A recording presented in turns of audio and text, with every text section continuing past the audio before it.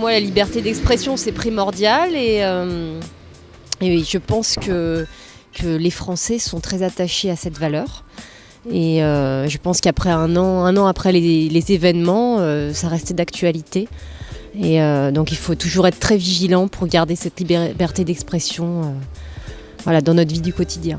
La liberté d'expression, me semble-t-il, est censurée. Aujourd'hui, on pratique l'autocensure, c'est-à-dire qu'on est politiquement correct et ça ne fait que s'aggraver. Et ça, ce n'est pas que depuis les attentats de Charlie Hebdo. Je pense que c'est un phénomène qui est en place depuis une dizaine d'années. Je crois qu'il faut rester vigilant parce que j'ai l'impression qu'elle a tendance à régresser. À la fois peut-être par de l'autocensure et aussi par des décisions étatiques, on va dire. Je pense qu'on en parle beaucoup, mais que ça change pas forcément les choses. C'est-à-dire que c'est récupéré par les médias, les gens disent oui, il faut que ça change, mais finalement c'est la consommation qui nous dirige et pas forcément les idées. Pour moi, elle est toujours d'actualité, elle n'est pas, j'allais dire pas voilée, quoi. Elle est toujours là. Est-ce qu'on est en danger ou pas en s'exprimant de trop ? Je sais pas. Quoi qu'il en soit, il faut continuer à s'exprimer. On ne pourra pas empêcher, quoi qu'il arrive, ce qui doit arriver. À titre personnel, moi je vois changer. Les gens s'expriment, peut-être même plus que d'habitude, en réaction à ce qui s'est passé. Ce qu'il y a, c'est que les gens sont frappés par l'événement. Je pense que la liberté d'expression elle-même, elle est toujours la même. Et il y aura toujours des gens pour la défendre et d'autres pour l'ignorer ou pour ne pas y penser.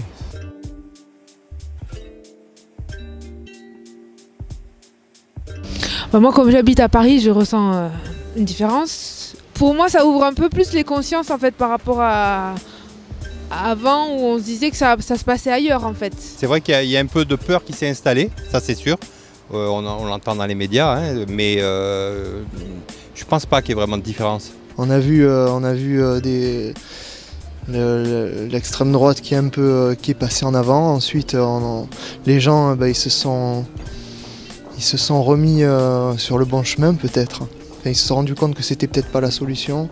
Je pense qu'il y a une peur qui s'installe et surtout ça laisse libre cours au grand n'importe quoi et pas forcément à des solutions claires. C'est-à-dire qu'on va parler de l'immigration, chose qui n'a absolument rien à voir. De sujets d'actualité et en fait il n'y a pas de débat clair pris par l'opinion publique.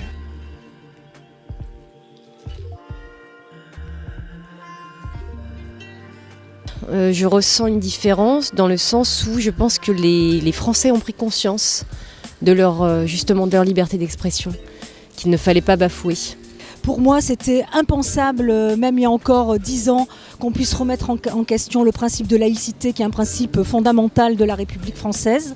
Et aujourd'hui, ce principe, il est mis à mal. On sentait cette évolution et malheureusement, elle s'est manifestée de la façon la plus tragique qui soit. Je crois qu'il y a une plus grande liberté d'expression des gens, mais dans le mauvais sens du terme, c'est-à-dire que je crois que tout ce qui est racisme, ça n'a jamais été aussi bien porté que grâce à ça ou à cause de ça. Ou, voilà, quoi. Et les gens se révèlent. On le voit sur les réseaux sociaux, on le voit un peu partout, quoi. Ouais, il y a une différence certaine. C'est sûr que maintenant, à l'heure d'aujourd'hui, on va dire qu'un petit arabe qui a rien demandé à personne, il va aller dans un endroit, il va sentir qu'il y a des regards, que c'est bizarre. Ça a été un choc quand même et j'ai un peu le sentiment, moi, plus à titre personnel, que quelque chose qui plane dans l'air, une sorte d'incertitude comme ça, et une sorte de permanence, d'insécurité qu'il faut essayer de combattre, je pense.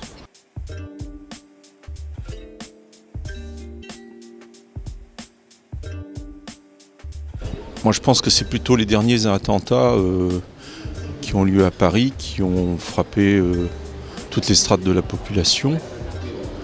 Malheureusement, j'ai l'impression que ceux de Charlie Hebdo, les gens les ont vite oubliés, parce que c'est aussi un organe de presse qui dérange et qui ne fait pas consensus autour de lui.